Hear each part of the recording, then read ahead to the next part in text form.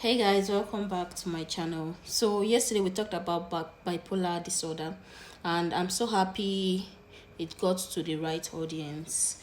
So several people messaged me, DM'd me, and talked about their stories. So one who got my attention was a lady. She said, and I'm so happy she DM'd me. I'm so glad. So she said she relates with whatever I said, but she doesn't relate with the very rare, because I said bipolar disorder is very rare and at the same time common. So I want to explain that part. You know, you cannot easily, if you are not in the medical line or this, you cannot easily tell if someone is bipolar.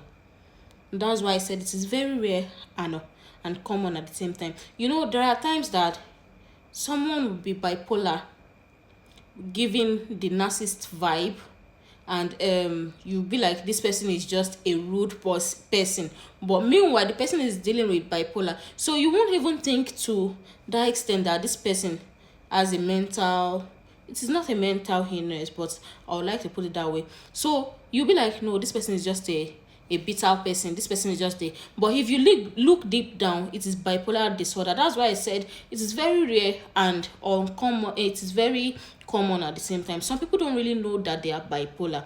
They only attribute the what is it called, the narcissist behavior, like just shouting, just doing anything, like things that annoy people. So people will be like, this person is just a bitter person. So that's why I said it is rare and common at the same time. So it's, if it got to you in a bad way, I'm very sorry. So today we'll be talking about, though it's also like a bipolar disorder, but this is another, it is very close to bipolar disorder. So today again, I'll be reading from my phone because I jot them down.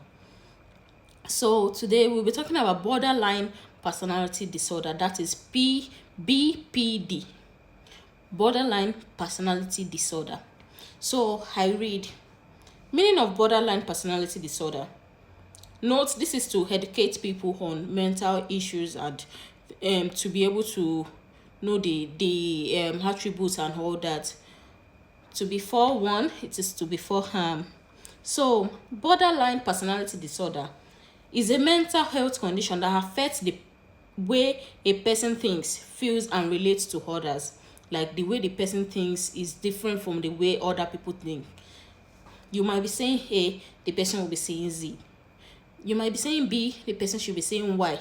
So this is like, it is close to what we discussed yesterday, but there are differences. So people with PBD often experience this intense emotions that changes quickly. Like there is always change in emotions for them. They might be happy now, they might be sad in the next minute. They might be jovial now, they might be rude in the next minute. That's what I mean by that. Fear of abandonment. You know, the people with borderline personality disorder, they need to, same as what is it called, bipolar disorder, but these ones, they need to be around people because they fear like you can't just abandon them. Don't let them keep to themselves. Don't let them, like, you know, just be around them, make them happy, echo one more, like bring them closer, make sure they are okay. Always ask them every 2 minutes, are you okay, are you fine, what do you need? Even if you can't help, try and be closer to the person. Just don't leave the person alone, maybe in an computer, in a house alone by his or herself, or you know what I mean. Just, they mustn't be alone. Unstable relationships. Unstable relationships, 1 minute they love you, the next day they are hungry. 1 minute they love you, 1 minute they are hungry with you. You know, today they'll be like, oh, I love you, I'm so happy to meet you, nice to meet you, this da da da da da. But in the next 20 minutes and you go back to wherever the person is, the person will be another personality entirely. Like, do I know you? I don't even like you, I don't love you. Like the change of emotions, like You'll be like, no, now we greeted ourselves just now. So why would you say you don't know me? Or why would you say you hate me? You just said you love me a few minutes ago. Please don't take it to heart. Just try and dig deep into whatever is going on with the person. You never can tell what the person is going through. So impulsive behaviors like overspending, risky sex, binge eating, self-harm. You see that self-harm. Newsflash, I once suffered from this illness. Like, I once had a borderline personality disorder. You know, my own case, I was able to quickly know what was wrong with me. Like, I can just sit down and start harming myself. Then when I harm myself, I might take a blade, cut myself. Like, I know what I'm doing, cut myself. Then when I'm okay, I'll be like, God, I've done this again. I'll be seeing mark on my body, knowing fully well that. But I know myself that I'm the one doing these things to me, not anybody. So, but as long as I begin to make research, I overcame everything. So these people, they mustn't be alone. They mustn't be alone. Bring them closer. Do whatever it takes for them not to be alone. For them thinking, let me harm myself, let me do this, let me do that.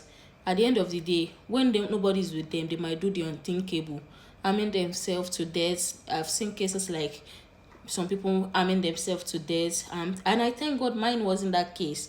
Mine wasn't the case at all. So please take heed. A shaky sense of identity, like, the person will be having identity crisis, like, do I really know who I am? Like, a day you'll be like, who who am I really? Like, you'll be like, God, I don't really know who I am. The person will sit his or herself down and, who am I? Today I'm another person, tomorrow I'll be another person. Lord, please save me. That kind of things. It is not attention seeking or manipulation. It is a real emotional regulation disorder. Like, it is a mood swing. Like, it is not a manipulation or anything. They just don't know what or how they do this. Like, they are not manipulative at all, don't get them wrong. They just can't control these things. You can describe it as a person who feels emotions on 100 stead instead of 10. Someone that, maybe you are sad, like, you guys, you have something in common. Maybe I'm sad, my friend is sad, but my own sadness, even though we are going through the same thing, my own sadness will be level 100 and yours is 10, and the normal rate is supposed to be 10. But they can't just control it. Or where small triggers become a big threat, like a little thing can become a threat to them. Causes of borderline: childhood trauma. Many people with BPD experience emotional neglect, abuse, whether physical, sexual, or emotional, growing up in unpredictable or chaotic environments, early abandonment, a parent leaving, death, or unstable caregiving. My own case, I was abandoned. For you to be, I began to cater for my brother at the age of, let's say, 13 to 14. Like, all my brothers, what's it called, is on me. I began to cater for myself because my mom was also dealing with my mom was dealing with what's it called, bipolar disorder and a kidney failure. So everything is just, so at the age of 13, I have all the family, because we don't know our father's side of the family. It's just I, my brother, and my mom. So when everything happened to my mom, I began to take her. So the childhood trauma, because the trauma began when I was a child, and when my dad used to harass my mom before he died. So all this trauma, what causes my mom's own, is because of the trauma also she received from my dad. So these things, trauma triggered them. Mine is childhood trauma, some is harassment, some is sexual harassment. So please, whoever is dealing with this,